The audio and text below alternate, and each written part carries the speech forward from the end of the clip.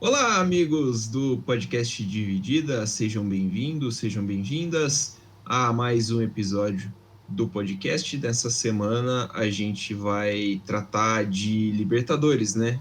Como não podia ser, afinal é logo ali. Montevidéu já está chamando. Dividindo a tela comigo, Vinícius Bringel. Como é que vai, Bringel? E aí, Milani, e aí, pessoal, beleza? Eu sou o Guilherme Lani, então vamos falar aí, vamos fazer uma pequena prévia da final da Libertadores de Boa. 2021, a segunda final de Libertadores em 2021, mas essa valendo, né? Para a temporada, para Libertadores de fato Isso. do ano de 2021. A essa altura, como todos sabem, se não estão vivendo numa rocha, ou sei lá, em coma desde outubro desse ano, a final vai ser disputada de novo entre dois times brasileiros, Flamengo e Palmeiras, Palmeiras e Flamengo, né, pela ordem Sim. da, definida pela Comebol. Palmeiras vai jogar de verde, o Flamengo vai jogar de branco. Vão fazer a final no mítico Estádio Centenário em Montevidéu, no Equador, palco de muitas finais, né, muitos jogos de desempate entre brasileiros e argentinos em épocas anteriores, né, de Libertadores. Então, vai receber mais uma final. Você vai começar falando do Flamengo, né, Bringel? Isso. Mas só dando um parênteses assim, só espero que essa final não tenha não a Comebol não cometa a mesma gafe do que aconteceu na Sul-Americana, né? Aquele estádio Nossa super senhora. vazio, um clima morto. Nem no Décio Vita não é tão bosta assim o jogo, o ambiente, nem parece ser uma final. Ninguém promoveu o jogo, você nem sabia onde estava passando a porra do jogo. Que não passou, né? Aqui no Não Brasil não passou. passou, né? Só Se quem for tem passar gato. Então, se for na Comebol TV e nada pra mim é a mesma coisa. foda-se, por isso tem que fazer Aliás, pirataria. eu sou Promover a pirataria.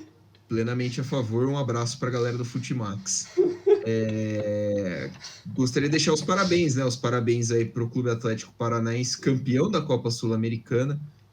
Agora, com 2 títulos, se tornou o maior campeão da Copa Sul-Americana ao lado de Boca Juniors e Independiente, todos eles com 2 títulos cada. Isso aí. É uma vergonha, né? Uma puta de uma Ridículo. palhaçada do cacete o que aconteceu lá no estádio vazio, coisa vergonhosa. Mas enfim, estamos aqui para falar de Libertadores. Acho que o estádio vai estar um pouquinho mais cheio, né? Pelo menos não fecharam atrás do gol, É, né? As torcidas vão ficar atrás dos gols, como era o planejado desde o início. é. Vamos ver se. Torcer pra não acontecer a mesma coisa, né? Acredito também que não vai ser da mesma forma. Mas voltando aqui pra final da Libertadores que vai acontecer nesse sábado, 5 horas, se não me engano, né? 5 horas de Exato. horário de Brasília, a final entre Palmeiras e Flamengo. A gente vai dar uma repassada aqui no. Como a gente fez no episódio da Sul-Americana também, a gente deu uma repassada nos últimos anos das duas equipes para ver exatamente como as equipes chegaram onde estão hoje, as mudanças de elenco, as principais conquistas que eles passaram nos últimos anos, que moldou as equipes para chegar onde elas estão hoje. Não só esse ano, né? Tudo o que aconteceu nos últimos anos. E essa reformulação, para falar do Flamengo primeiro, né? Eles passaram por uma grande reformulação desde quando o Bandeira de Melo assumiu a equipe, né? Em 2013. Ele chegou à presidência do Flamengo e ele fez uma reformulação absurda, que ele foi totalmente de encontro com o que a anterior dele, a Patrícia Morim, tinha feito, né? Que a forma dela de trabalhar era muito voltada a investimento, em trazer os caras de nome. Tanto que ela trouxe o Ronaldinho, trouxe o Thiago Thiago Neves. Neves, Wagner Love. E fez uma putaria e não chegou a lugar nenhum. Então, e teve muitos gastos, né? E isso chegou, e a conta chegou para o Bandeira de Melo. E ele fez toda essa reformulação de passar um período com o Flamengo com gastos sem muitos gastos, né? Diminuir bastante a folha salarial, até que por volta de 2016, 2017 eles conseguiram voltar a fazer mais investimentos, tanto que na temporada 2017, deixa eu puxar aqui, foi o ano que o Zé Ricardo ficou boa parte do ano, e depois o Rueda entrou na reta final até que ele saiu no início de 2018. E naquele ano de 2017, o Flamengo saiu na fase de grupos da Libertadores, foi vice-campeão da Sul-Americana, ficou em quinto no Brasileiro, perdeu a final da Copa do Brasil e foi campeão do Carioca. Então foi um ano já que o time estava brigando ali por altas posições, competiu por títulos, mas ainda assim não chegaria a ser o que é o Flamengo hoje, né? Tá no seu período mais vitorioso. Se não me engano, nessa equipe já tinha o Diego e talvez o Diego Alves, né? Não sei se o período ele chegou, mas foi por ali. Isso, o Flamengo chegou. O Flamengo foi terceiro no Brasileiro de 2016 também, né? Isso. Que também deu uma ajudada na guinada. Aí o Diego chegou acho que em 16 e o Diego Alves para 17. Isso. Mas aí começando a reformulação, né? Tanto que na temporada de 2018 chegou o Henrique Dourado, o Uribe, o Vitinho, o Pires. E também saiu o Vinícius Júnior e o Paquetá. O Vinícius Júnior que já havia sido negociado um ano antes com o Real Madrid, mas ele só saiu na temporada seguinte e o Paquetá foi vendido para o Milan. E também com a ajuda da venda dos dois jogadores que o Flamengo conseguiu fazer bastante investimento nas temporadas seguintes, né? Nesse ano 2018, eles começaram, quem foi o técnico no início da temporada era o Paulo César Carpegiani, só que ele só durou 17 jogos no comando da equipe e depois o Barbieri foi anunciado como substituto, né? No início como interino e depois ele ficou por um tempo, mas aí também cagaram pro cara e demitiram ele. Até que eles contrataram o Dorival Júnior para terminar a temporada. Mas como era também um ano de transição na diretoria, né? Porque entre 2018 e 2019 foi o ano onde saiu o Bandeira e assumiu o atual presidente, que é o Rodolfo Landim, né? E também, para resumir esse ano do Flamengo, né, de 2018, a equipe foi até as oitavas da Copa Libertadores, perdendo para o Cruzeiro. Foi eliminado na Copa do Brasil para o Corinthians nas semifinais. E no Brasileiro ele foi vice-campeão. No estadual, como tem aquele formato meio maluco, né, que são dois turnos, ele parou na semifinal do Carioca mesmo pro Botafogo, porque eu acho que, se não me engano, o Fluminense foi campeão esse ano, no ano 2018. E no ano seguinte, o ano 2019, que foi o ano que o Flamengo foi multicampeão, todo mundo se lembra que é o time do Jorge Jesus, né? Esse ano foi o ano que eles trouxeram bastante gente da Europa, como o Pablo Mari, o Rafinha, o Felipe Luiz, o Gerson e também outros caras que já estavam no Brasil, mas que também tinham bastante renome, né? Como o Rodrigo Caio, o Gabigol, que estava emprestado, né? Na verdade, o Gabigol nesse ano. Ele estava emprestado no ano anterior. Ele estava emprestado para o Santos, né? Com os direitos ainda vinculados com a Inter, mas aí no ano seguinte ele foi emprestado para o Flamengo em 2018. E se não me engano, o Flamengo concluiu a compra dele no ano seguinte, não foi? Ele foi emprestado para o Santos em 18, Flamengo 19, o Flamengo comprou ele no final de 19, se não me engano. Isso, foi isso. 19 ou meio de 20, não tô lembrado. Foi nesse período aí. Mas, enfim, e também comprou o Arrascaeta e o Bruno Henrique. E no começo desse ano, quem foi anunciado como técnico da primeira gestão do Landim foi o Abel Braga. E ele não durou muito na equipe, apesar de vencer o Carioca, ele só ficou até maio na equipe. E depois o time passou por alguns interinos até o Jorge Jesus chegar em 1º de junho. E ele fez toda uma reformulação na equipe, foi campeão da Libertadores, do Brasileiro, vice-campeão mundial e parou nas quartas de final da Copa do Brasil. Mas é um time que foi bem marcante, porque naquele ano o ataque era um absurdo. O Gabigol terminou a temporada com 43 gols, o Bruno Henrique com 35 e o Arrascaeta com 18. Um absurdo, para nível Brasil isso é fora da realidade. Coisa. O Arrascaeta acho que teria sido artilheiro em, sei lá, uns 15 times da Série A. Sim, e se não me engano esse ano o Flamengo terminou a campanha com 90 pontos no Brasileiro, não foi? Que é o recorde. É o recorde de pontos no Campeonato Brasileiro. Então foi um ano bem marcante para o Flamengo e o time continuou nesse ritmo, né, para a primeira metade do ano de 2020. Também chegou o Pedro Rocha, o Gustavo Henrique, que era do Santos, né, o Michael do Goiás, o Thiago Maia, que veio da Europa, o Pedro, também veio pela Fiorentina. E também chegou o Isla depois, na segunda metade, né, o lateral direito. Depois que o Rafinha foi embora, o Pablo Mari foi embora no começo do ano, o Berril também foi embora, se não me engano, no começo do ano. Então teve muita reformulação, mas a base do time ainda estava ali. Por mais que a principal perda foi o Pablo Mari, que foi o cara que o Jesus, entre aspas, descobriu ali. Mas a equipe ainda, a base estava ali, né? O ataque ainda havia sido mantido. E o time foi campeão da Supercopa do Brasil, da Recopa Sul-Americana e do Carioca. Até o Jorge Jesus decidir voltar para a Europa por conta de todos os problemas do Covid. E ele tem uma proposta boa para voltar para o Benfica. Então ele decidiu voltar para a Europa e o Flamengo foi atrás de outro técnico estrangeiro, porque ele queria repetir essa experiência, né? Sentiu que o trabalho do Jesus deu certo, então provavelmente um treinador europeu conseguiria dar continuidade a esse trabalho e por conta das diversas falta de opção em relação ao mercado nacional, né, mano? Porque não tinha outro cara com nome para substituir ou para tentar dar uma continuidade a tudo isso que o Jesus conseguiu. Porque o time estava nas alturas. Então, para conseguir manter isso era muito difícil, um técnico brasileiro. Então, se o cara perdesse 5 jogos, já estava mandado embora. Então, E era assim, muito né? improvável.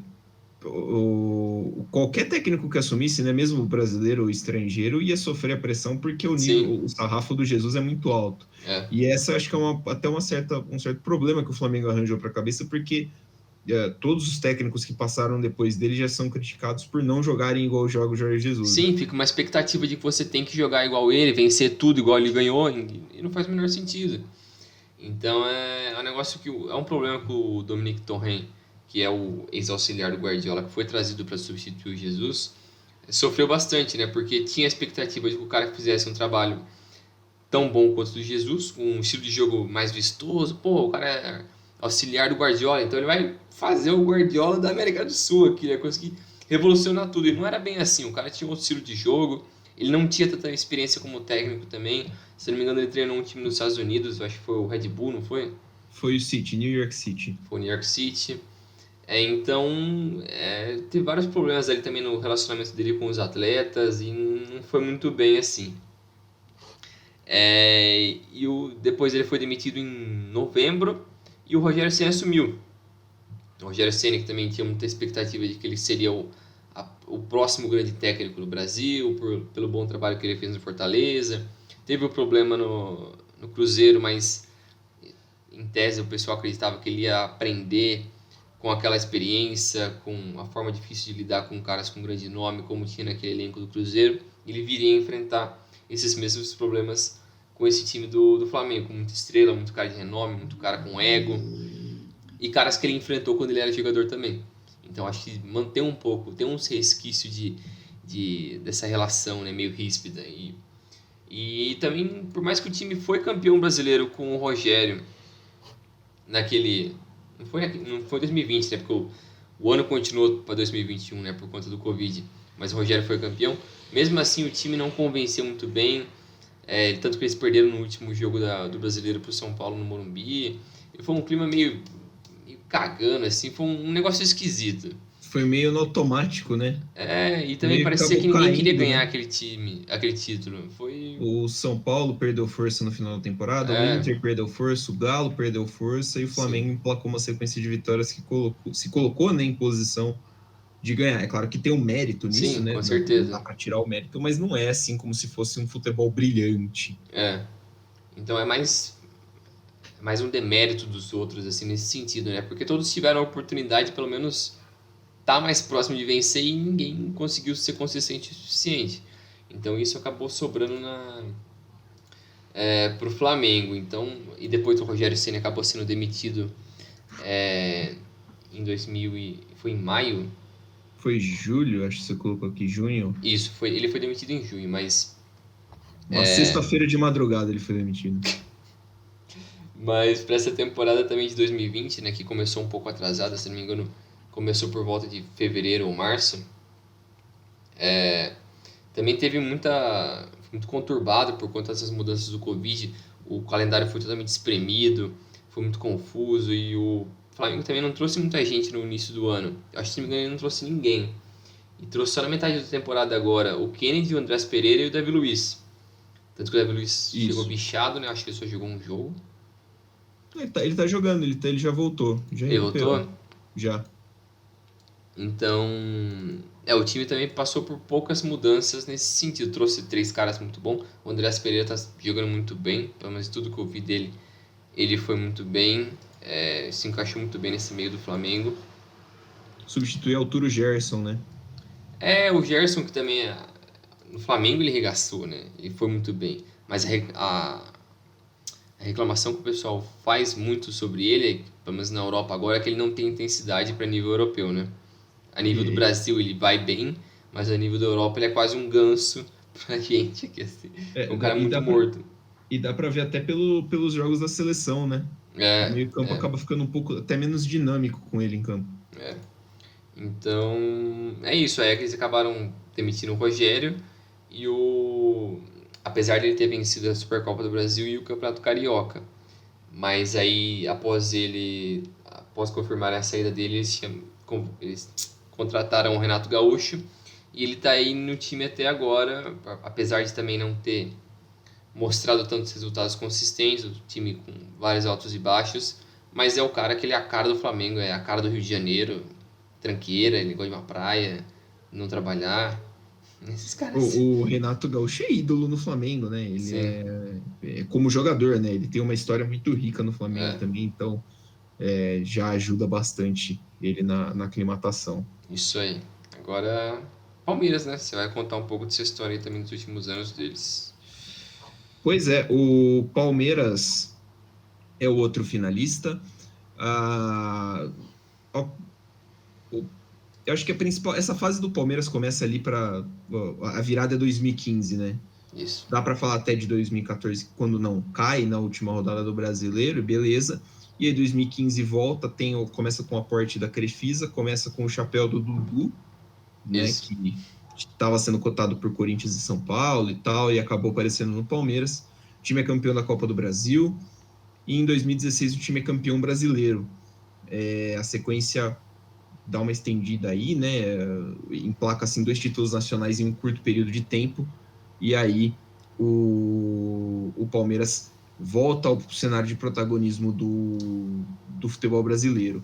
A partir de 2017, você começa a perceber uma, uma grande a formação mesmo, né, do elenco do Palmeiras para atual, né, mais atual assim. Chega muita gente importante atualmente no elenco. O Palmeiras trouxe de baseada entre 16 e 17, né, no final de 16 para o começo de 17. Keno, Johan, Rafael Veiga, Guerra, Michel Bastos, você lembra dele? Sim. Felipe Melo, Antônio Carlos, William Bigode, Miguel Borja, Luan, Mike, Juninho, zagueiro, e aí também o Bruno Henrique e o Daverson. Nomes que foram muito importantes para essa passagem, né, dos últimos anos no Palmeiras e que hoje fazem parte desse elenco ainda. Né? O técnico era o Eduardo Batista, o Cuca saiu depois do título brasileiro de 16. O Gagliotti resolveu investir num nome novo, trouxe o Eduardo Batista, que não É. aguentou, caiu em maio, volta o Cuca, que também não aguentou, botou o Felipe Melo no banco, o Felipe Melo fez greve e reclamou e não sei o que, soltou áudiozinho puto falando que podia jogar em qualquer time do Brasil, demitiram o Cuca e o Alberto Valentim ficou então do meio de outubro até o final da temporada. Em 2017 o Palmeiras foi vice-campeão brasileiro, terminou o Paulista nas semifinais, né, caiu nas semifinais do Paulista, caiu nas oitavas de final da Libertadores para o Barcelona de Guayaquil, nos pênaltis, e também caiu nas quartas de final da Copa do Brasil, se não estou enganado, para o Cruzeiro. Isso. Acho que foi. Foi isso, né? Copa do Brasil 2000. para o Cruzeiro. Isso. Exatamente. Então, vira a página, ano 2018. O Palmeiras precisava de um técnico, lógico. O Maurício Gagliotti resolveu investir de novo num técnico jovem, trouxe o Roger Machado. Eu gosto do Roger Machado, né? Não sei.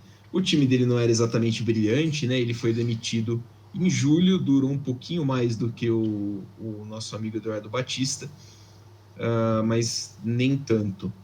A leva de contratações do Palmeiras foi Emerson Santos, que veio do Botafogo, o Diogo Barbosa, o Lucas Lima veio de graça, o Everton veio do Atlético Paranaense, Marcos Rocha, o Alione voltou de empréstimo, Arthur voltando de empréstimo, o Scarpa veio de graça, o Nico Freire voltou para o Palmeiras, ele estava emprestado, Nossa. e chegou o Gustavo Gomes no meio da temporada também, com as principais chegadas, né? O time perdeu mais assim de nome o Zé Roberto, que tinha feito um ótimo 2016, mas um não tão bom 17, o Roger Guedes, né? O Rafael Veiga foi emprestado nessa temporada, o Mina foi vendido para o Barcelona, o Tietê foi vendido para o Dinamo de Kiev no meio da temporada, o Keno foi vendido para o Pirâmides do Egito no meio da temporada, então o Palmeiras começava a perder ali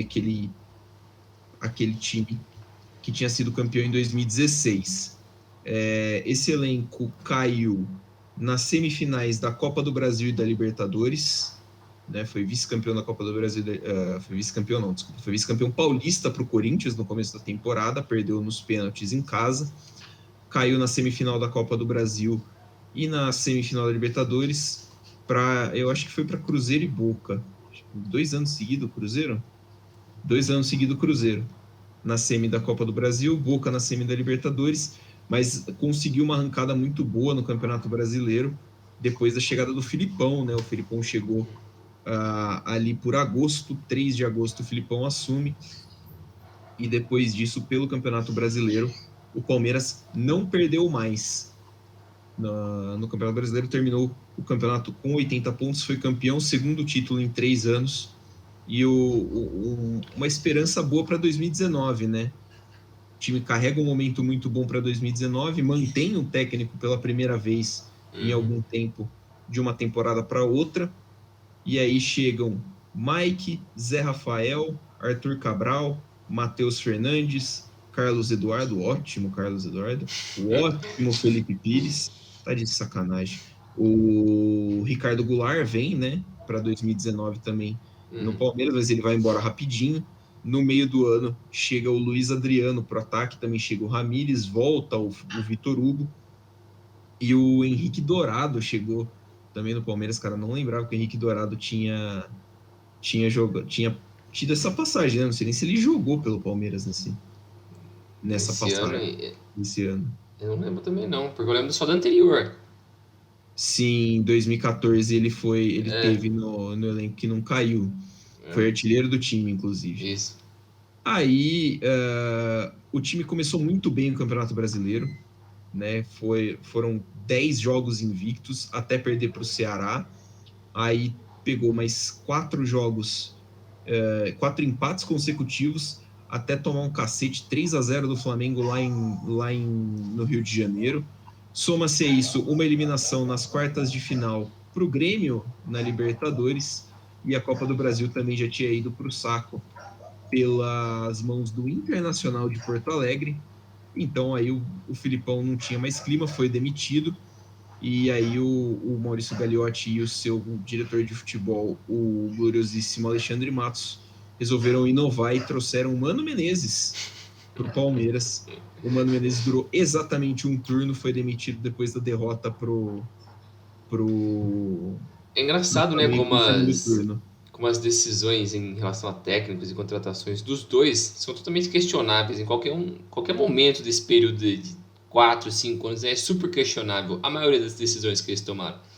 Desde trazer uns caras técnicos menos experientes e querendo apostar no cara e durar 2 meses porque eles não querem bancar o cara, aí trazer um cara mais veterano, fazendo o menor sentido, por mais que o do Felipão deu certo, a volta do Cuca não deu muito certo, mas eles tentam sempre, não sei se é por causa da pressão da torcida, interna, sei lá o que acontece, mas as decisões deles parecem muito precipitadas e não parece muito pensado o que eles querem fazer da vida, como eles querem gerenciar o Palmeiras, né?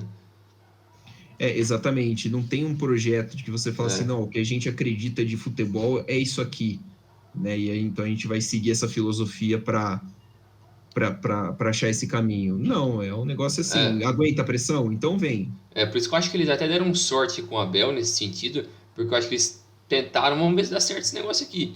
e deu, mais por culpa do Abel do que por sorte tipo, da visão deles de trabalho ali, de projeto.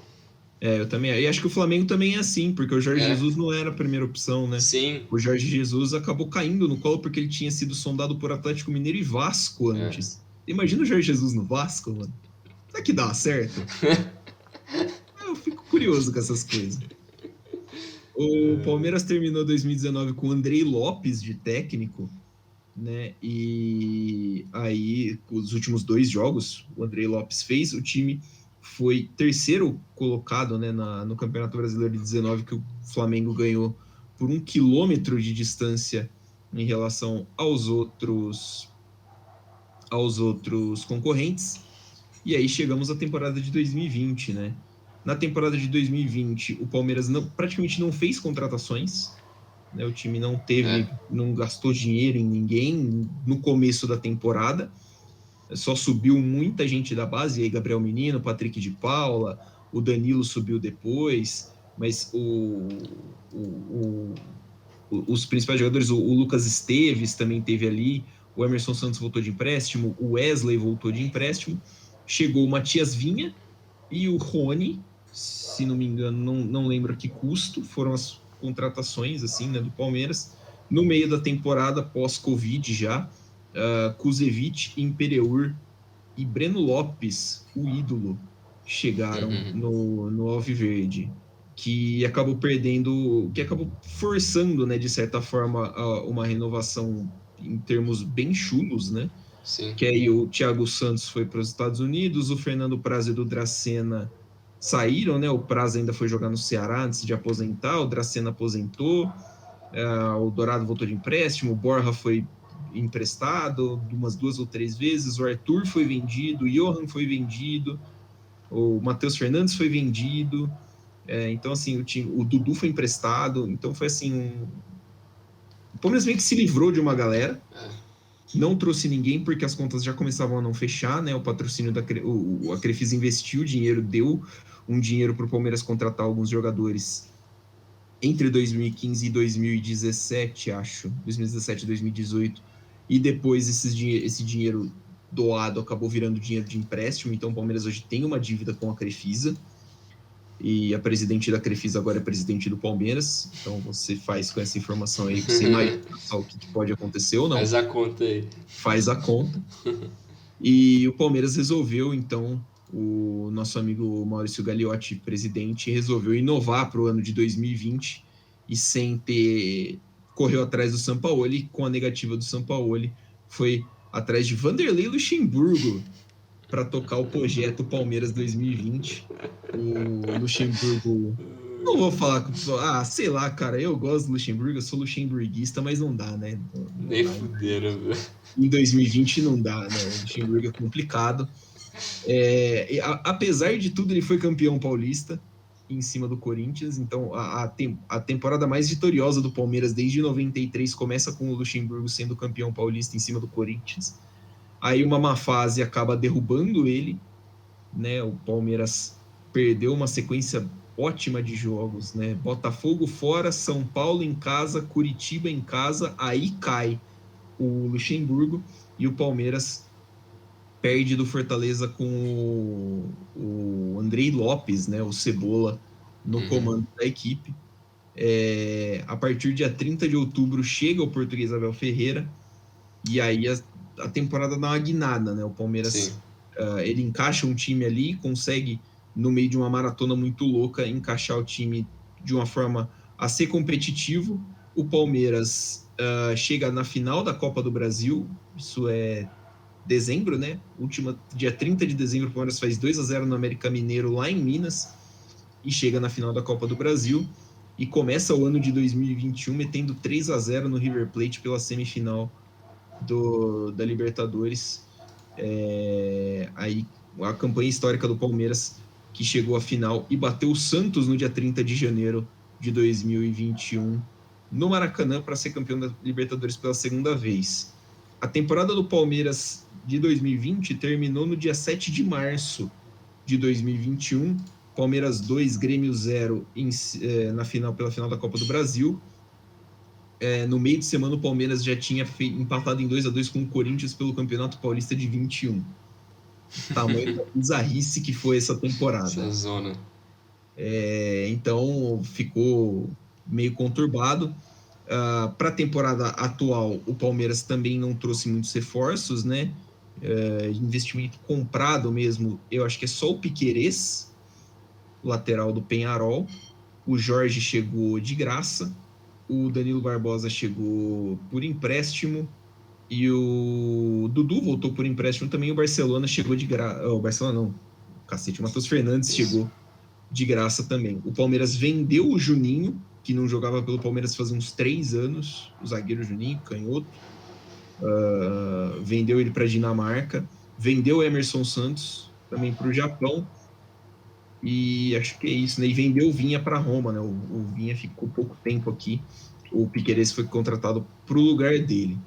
Então, o 2021 do Palmeiras até aqui é um time eliminado na Copa do Brasil pelo CRB nos pênaltis, porque né, perdeu a Recopa Sul-Americana e a Supercopa do Brasil nos pênaltis, para a Sul-Americana para o Defensa, a Recopa do Brasil, a Supercopa do Brasil, desculpa, para o Flamengo também nos pênaltis.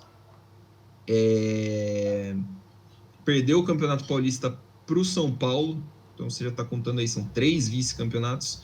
É o atual terceiro colocado no Campeonato Brasileiro, sem chance de título, que deve ficar com o Atlético Mineiro. O Flamengo é o segundo, mas também não tem muita pretensão de título mais. Esses são os 2 times, né? A gente contou essa história, gastamos aí quase 35 minutos de programa, é isso? Isso. Para falar como é que esses times chegaram até aqui, porque são 2 modelos, né? O Flamengo, 2 modelos assim, né? Tanto o Flamengo quanto o Palmeiras passaram por um período de austeridade, de acerto de contas. O Palmeiras passou por isso com o cara do cabelo branco lá, Paulo Nobre. Isso.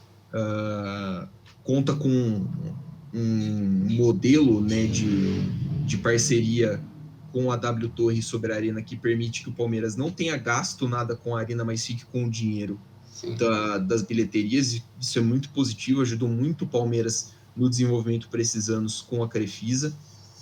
Então, o planejamento a longo prazo desses 2 clubes é o que trouxe eles aqui e é o que faz com que esses times tenham 4 dos últimos 5 campeonatos brasileiros. Sejam os atuais campeões da Libertadores, né? Palmeiras 2020, Flamengo 2019.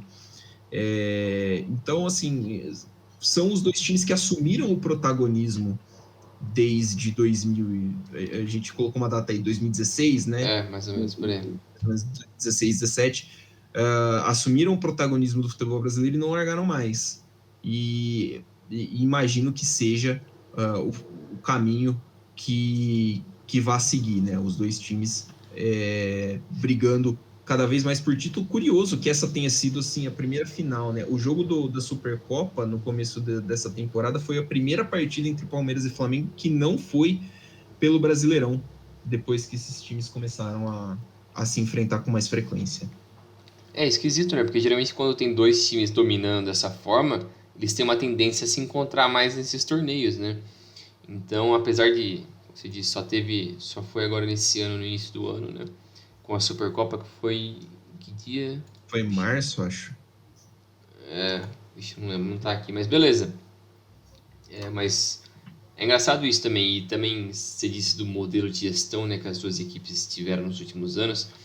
Eu acho que é engraçado porque geralmente quando você tem times bem-sucedidos em algum lugar, ou seja empresa, ou qualquer coisa bem-sucedida, tem uma tendência as pessoas seguirem o mesmo modelo. Só que eu acho que no Brasil acontece justamente ao contrário. Ninguém vai tentar seguir esses modelos. Primeiro que o do Flamengo foi um rebuild total, que eles basicamente cagaram por vários anos para depois conseguir ser mais sustentável. E também a venda dos 2 jogadores da base, né, o Paquetá e o Vinícius Júnior, ajudou muito isso, porque acelerou um pouco mais esse processo, eu acho. Porque se não tivesse a venda desses 2 jogadores, acho que eles demorariam um pouco mais de tempo. E também a sorte, como a gente disse, né, a sorte de achar um técnico como Jesus, e a sorte como o Palmeiras teve de achar um técnico como o Abel, acelera um pouco esse processo. ajuda um pouco a mascarar também as deficiências das diretorias, a falta de planejamento a longo prazo, de projeto, que são temas recorrentes no Brasil, mas mérito deles também, né? Porque, querendo ou não, eles conseguiram o que ninguém outro conseguiu.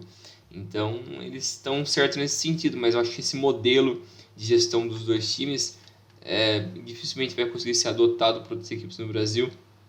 E até o Atlético Mineiro, que é outra equipe que está bem forte aqui atualmente, é basicamente improvável outro time que vai seguir esse mesmo modelo de alguém injetando um dinheiro ali, quase que entre aspas, sem retorno nenhum, como está sendo o tiozão da MRV lá, né? Puta, como é que... Eu não lembro o nome dele. Não lembro o nome dele, mas eu vi a notícia hoje que o ingresso para quem não é sócio do Galo, o ingresso mais caro do jogo contra o Fluminense, que pode dar o título para o Atlético Mineiro, tá R$ 1.700. R$ 1.700 para Tem você que pagar assistir o uma Hulk, partida tem que pagar o Diego Costa. O Galo tem uma dívida gigantesca também, né? Sim. Mas assim, não dá, né, cara? Mas e é engraçado porque esse tipo de gestão eu acho que é menos saudável quando alguém injeta um dinheiro desse, ao contrário de fazer algo como o Atlético Paranaense, como o Bragantino, que a gente já mencionou no episódio passado, esse tipo de gestão que deveria ser o modelo que os clubes do Brasil deveriam seguir. Só que, obviamente, ninguém quer trabalhar a longo prazo, né? Foda-se todo mundo, vai tomar no cu e já era. Esse é o modelo Brasil. Até alguém quebrar como o Cruzeiro, como o Vasco, como o Botafogo, virar uma sociedade anônima, alguém torcer para os caras salvar eles, porque é a situação que eles estão agora. O Botafogo até voltou para Série A, né? O Botafogo parece que está encaminhando para uma situação boa. O Bragantino tem um aporte forte, né? A Red Bull tem uma rede forte, né? Não sei se dá para chamar de mecenas, mas é um aporte muito forte. Sim. Que tem o Bragantino. O Botafogo parece que mudou na gestão do futebol, começou a trabalhar com um desses sites, programas assim de scouting de jogador. Então começou a olhar de uma forma mais profissional para o futebol. Não sei se o projeto da SA sai, mas Botafogo parece um time que está mais bem encaminhado em relação a isso. Da hora. Como que esses times chegaram à final da Libertadores, né?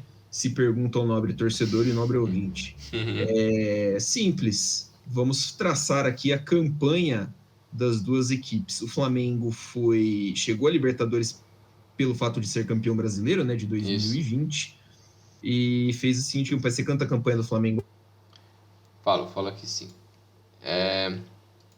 O Flamengo estava no grupo G, junto com o Vélez Sarsfield, o União La Calera e o LDU de Quito, tá com as três equipes nesse mesmo grupo. E a equipe, sob o comando do Rogério ainda, né, na fase de grupos, venceu o Vélez fora de casa por 3-2, venceu o La Calera por 4-1 em casa, depois venceu a Universidade de Quito, o LDU, né, lá no Equador por 3-2. Depois o Flamengo pegou o La Calera de novo fora de casa, empatou por 2-2, empatou novamente por 2-2 com a LDU no Maracanã, depois empatou 0-0 na última rodada com o Vélez. Isso foi a fase de grupos e o time terminou em primeiro na fase de grupos. 3 vitórias, 3 empates. Isso sob o comando do Rogério. A partir das oitavas já começou com o Renato Gaúcho. Eles pegaram o Defensa e Justiça nas oitavas, venceram por 1-0 fora de casa, 4-1 dentro de casa, fechou 5-1 no agregado.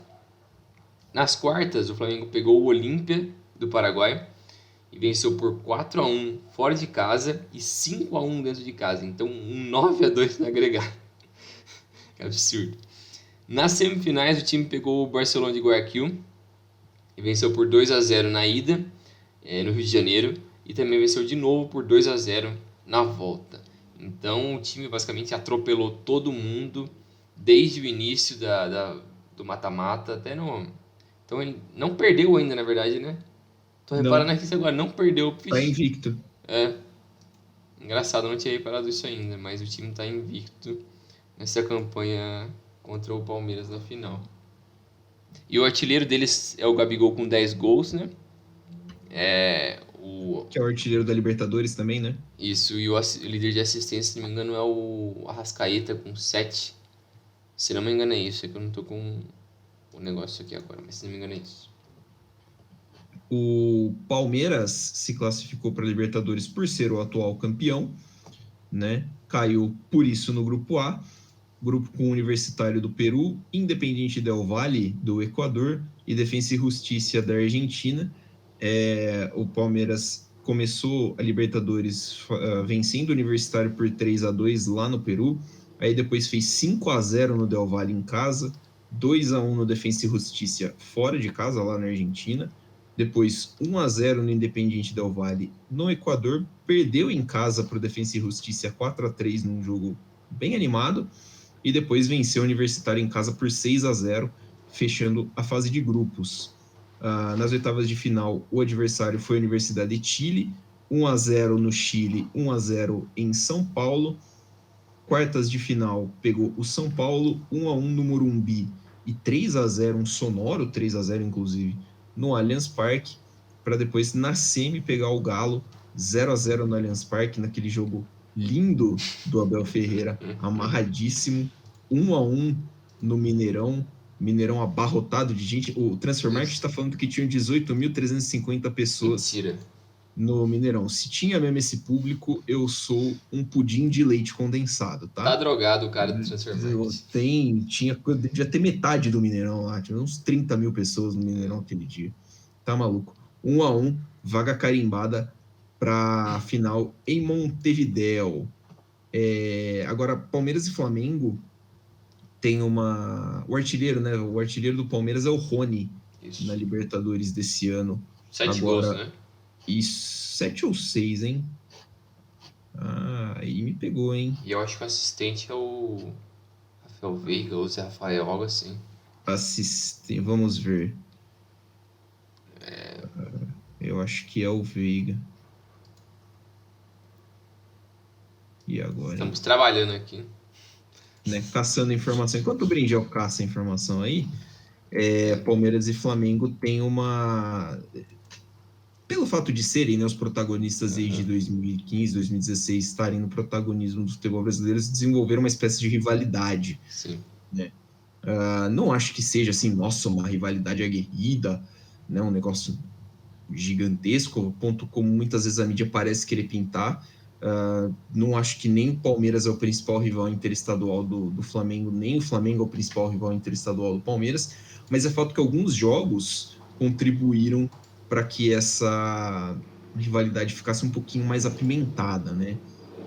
O primeiro desses jogos acontece pelo Brasileirão de 2016, 25ª rodada, Palmeiras 1, Flamengo 1. O Palmeiras liderava o campeonato, o Flamengo buscava, né, a liderança que o Palmeiras, né, estava ali seguindo de perto, e o Palmeiras conseguiu um empate com o gol do Gabriel Jesus. Vou cantar as escalações aqui, que é o começo, né, dessa época de rivalidade. O Palmeiras de Jailson, Jean, Mina, Vitor Hugo e Zé Roberto, Gabriel, depois Barrios, o atacante, Tietê, depois Rafael Marques, o atacante, Moisés, e na frente Roger Guedes, depois Cleiton Xavier, Dudu e Gabriel Jesus. O técnico Cuca é o Cuca Ball no seu melhor estilo. O Flamengo com Alex Muralha, Pará, Hever, Rafael Vaz e Jorge, hoje no Palmeiras, Márcio Araújo, William Arão, Diego, depois Coelhar, Everton, depois Marcelo Cirino, Gabriel Santana, depois Alan Patrick e Leandro Damião, time do Zé Ricardo. O Alan Patrick fez 1-0, Gabriel Jesus empatou. O Alan Patrick tinha saído do Palmeiras, né? Naquele 2016, foi para o Flamengo. O Márcio Araújo foi expulso ainda no primeiro tempo, por isso o Cuca lançou o time para frente e acabou tomando empate e depois acabou tomando gol, né? Na verdade, tomou o gol do Alan Patrick, foi buscar o empate, o gol do Gabriel Jesus, que ajudou o Palmeiras a abrir uma vantagem e ficar mais confortável na liderança do Campeonato Brasileiro. Isso, é só voltando à informação lá da Libertadores, o artilheiro do Palmeiras é o Rony com 6 e os assistentes empatado com 2 é o Luiz Adriano e o Zé Rafael. Outro jogo marcante também nesse período, né, que formou bastante dessa rivalidade do Palmeiras e do Flamengo foi o jogo 2018, né? Que foi o da treta, né? Isso. Foi o jogo 2018 pela 12ª rodada do Brasileiro. E a escalação das duas equipes, o Palmeiras que tinha Jailson no gol, Marcos Rocha, Thiago Martins, Edu Dracena e o Vitor Luiz, incrível. Bruno Henrique, Felipe Melo, Moisés, Johan, Dudu e o William. Depois entrou o Arthur, o Lucas Lima e o Papagaio. O técnico era o Filipão. E o Flamengo, que tinha no gol o Diego Alves, depois Rodinei, Lindo. Tuller, o Léo Duarte, René, Cuejar, o Jean Lucas, Paquetá, Everton Ribeiro, o Viseu e o Vinícius Júnior. Meu Deus, que escalação horrível. Depois entrou o Arão, o Jonas e o Marlos Moreno, que também nem se montava o Marlos Moreno. Meu Deus. E o técnico naquele período era o Maurício Barbieri. E foi empate 1-1, né, com o gol do William pelo Palmeiras aos 5 do primeiro tempo e depois o Tuller fez aos 9 do segundo tempo. Aí depois do jogo o pau quebrou, foram 6 expulsos, né? Não acabava nunca o negócio. 6 expulsos. Dudu, Jailson e Luan pelo Palmeiras, Cuellar, Jonas e Henrique Dourado pelo Flamengo. O Dourado jogou o 2019 pelo Palmeiras, mas jogou em 2018 pelo Flamengo. Uhum. O outro dos jogos aí, esse bem mais recente, né? A gente percebe que alguns nomes são mais familiares, né, dessa escalação de 18, mas outros jogos mais recentes dessa rivalidade foi o que eu citei, que foi o primeiro fora do Brasileirão. Flamengo 2, Palmeiras 2. Flamengo venceu por 6-5 nos pênaltis pela Supercopa do Brasil no Mané Garrincha. Diego Alves, Isla, depois Mateuzinho, Arão, Rodrigo Caio e Felipe Luiz, Diego, depois João Gomes, Gerson, depois PP, Everton Ribeiro, depois Vitinho, Arrascaeta, Bruno Henrique, depois Michael e Gabriel Gol. O técnico era o Rogério Ceni, né? Você vê que já tem o dedo do Rogério Ceni, Arão na zaga, né? O Diego de primeiro volante. E o Palmeiras de Everton, Marcos Rocha, depois Mike, Luan, Gustavo Gomes e Vinha, Felipe Melo, depois Danilo, Zé Rafael, depois Gabriel Menino, Rafael Veiga, Breno Lopes, Rony, que deu lugar para o Scarpa, e o Wesley, que deu lugar para o Gabriel Veron, técnico o Abel Ferreira. Veiga abriu o placar para o Palmeiras, Gabigol empatou, Arrascaeta virou nos acréscimos do primeiro tempo e o Rafael Veiga empatou de novo nos pênaltis, que o Palmeiras não aprendeu a bater, né? O Palmeiras teve 2 chances, acho que o Palmeiras teve de matar o jogo e não matou, e acabou perdendo. Pênalti derradeiro, não tô lembrando quem bateu. Quem perdeu foi o Mike, o último pênalti do Palmeiras. Mas aí já mostra um pouquinho mais, né? Claro que é um resultado atual, né? O jogo foi em abril desse ano. Isso. Então você já vê como que é a montagem do elenco, como que é que os times se encontram, mas no retrospecto, desde 2016, é muito favorável para o Flamengo. Sim. São 13 jogos, 6 vitórias do Flamengo, 5 empates e 2 vitórias do Palmeiras. Desde a última vitória do Palmeiras, que foi em 12 de novembro de 2017, são 9 jogos, 6 vitórias do Flamengo e 3 empates. O Palmeiras tem muita dificuldade de ganhar do Flamengo, isso independente de técnico, independente de jogadores, né? Porque de 2017 até agora a gente teve uma mudança, né? Passaram alguns técnicos pelos 2 times e jogadores pelos 2 times. Então, é claro que não entra em campo, mas é algo que o Palmeiras vai ter que passar, né? No último jogo do Brasileirão, o Palmeiras até saiu na frente do Flamengo, mas tomou a virada. 2 gols do Michael no Allianz Parque. Isso também mostra uma dificuldade, né? Que querendo ou não, o Palmeiras tem com esse time do Flamengo, porque em 2021 foram 4 jogos, foram 3 vitórias do Flamengo e o jogo da Supercopa do Brasil que foi para os pênaltis. Então mostra, beleza, que os resultados anteriores não contam para esse jogo, mas esse retrospecto, às vezes tem uma dificuldade de um ou outro jogador tem com algum outro jogador do time do adversário. Então, às vezes, isso acaba levando para esse jogo, né? E também, outro dado interessante, né? Palmeiras e Flamengo se enfrentaram já 101 vezes ao longo de todos os campeonatos. Historicamente, são 35 vitórias para o Flamengo, 37 para o Palmeiras e 29 empates. Então é bem equilibrado historicamente. Apesar de nos últimos anos, como você disse, desde 2016, são 13 jogos, 6 vitórias do Flamengo, 5 empates e 2 vitórias do Palmeiras. Pende muito mais para o Flamengo, mas historicamente as duas equipes têm um equilíbrio bem forte, né? Então é complicado. Eu acho que. E também o momento atual das duas equipes eu acho que conta bastante, né? Por mais que eles tiveram jogadores que estão voltando de lesão, né? Eu acho que o Arrascaeta volta para essa final. Tem que ver se volta 100%, mas deve jogar. O cara tá sendo poupado para isso, né? Sim, é um jogador importante. O Palmeiras também tem jogador voltando agora, que eu fugi o nome. O Flamengo tinha o Bruno Henrique, que se machucou no último jogo contra o Flamengo. Parece que não é nada sério, mas tá voltando. O Gabriel Menino tava voltando de lesão, mas já tá, né, apto. Jogou as últimas partidas, mas não deve ser o titular. O titular deve ser o Mike, porque o Palmeiras não vai ter o Marcos Rocha, né? O Marcos Rocha tá fora, suspenso pelo cartão amarelo que ele tomou no jogo da volta contra o Galo no Mineirão. Então, em tese, todos os dois times vão estar com quase 100%, né, das suas forças, assim. Então, tem tudo para ser um bom jogo. Eu acho que as duas equipes têm a qualidade técnica, têm a experiência para isso. Então, tem tudo para ser um bom jogo. Vamos ver se o Abel não vai querer fazer uma retranca fodida, ou se o Renato não vai cagar no pau também. Que tem boas chances de acontecer as duas coisas. Abel vai lançar a primeira linha de 7 na zaga. Você vai ver só, filho. Vai jogar Luan, Gomes, Felipe Melo, Renan, vai trazer o Imperiur do Cuiabá, vai meter todo mundo ali de zagueiro, filho. Você vai ver só. Agora, num tom mais sério, é um jogo muito aberto, é um jogo de margens muito pequenas.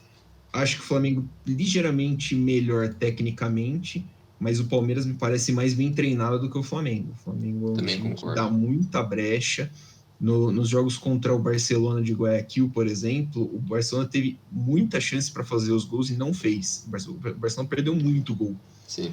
Então, assim, se o Palmeiras for um pouquinho letal, dá para achar os espaços. O Flamengo tem um ímpeto no começo de jogo muito grande e o Palmeiras está tomando muito gol no começo de jogo. Então, o Flamengo fizer um gol no começo, pode desestabilizar o Palmeiras. Então é um jogo que vai ser muito bem estudado, vai ser muito bem trabalhado. É uma final de jogo único, então não espero um jogo bonito. Acho que vai ser um jogo meio truncado, assim, até. Mas os times têm qualidade, né? Não dá para negar. Então, acho que tudo pode acontecer. Não dá para apontar um favorito, mas se eu tivesse que apostar dinheiro, eu apostaria que vai ter porradaria no final do jogo. Eu também acho. Ainda mais com o Felipe Melo, Gabigol. Cara, só esses dois já tá bom, né? Já tem tudo pra dar uma merda. Não precisa de mais, né? Não precisa de muito mais, né? Só o Felipe Melo e o Gabigol ali. Mas vale lembrar que no jogo da acho que foi no jogo da Supercopa, não, no jogo do segundo turno do Brasileirão de 2020, que foi no Mané Garrincha, teve briga. Foi esse? Eu não sei se foi esse, se foi da Supercopa, teve briga, dedo na cara, falaram que deram um soco na cara do Marcos Braz, bateram em dirigente, perda de jogador. Então, assim, os ânimos entre os dois times são muito exaltados. Sim. Né? Já são de verões passados. Então, eu, se fosse apostar, eu apostaria em briga e seja lá o que Deus quiser. Sim. Mas o jogo, a partida de futebol, bem aberto, os dois times têm plenas condições de ganhar de forma tranquila ou de forma sofrida, né? Então, também acho. Que tenhamos um bom espetáculo no sábado, 5 horas da tarde, transmissão do SBT e do Fox Sports Brasil. Isso aí. É isso aí, pessoal. Valeu pelo episódio aí. Valeu, Milani. Até mais. Valeu, Bringel. Valeu, galera. Siga-nos nas nossas redes sociais, @dividida podcast em todas elas. Um abraço. É nóis. Valeu.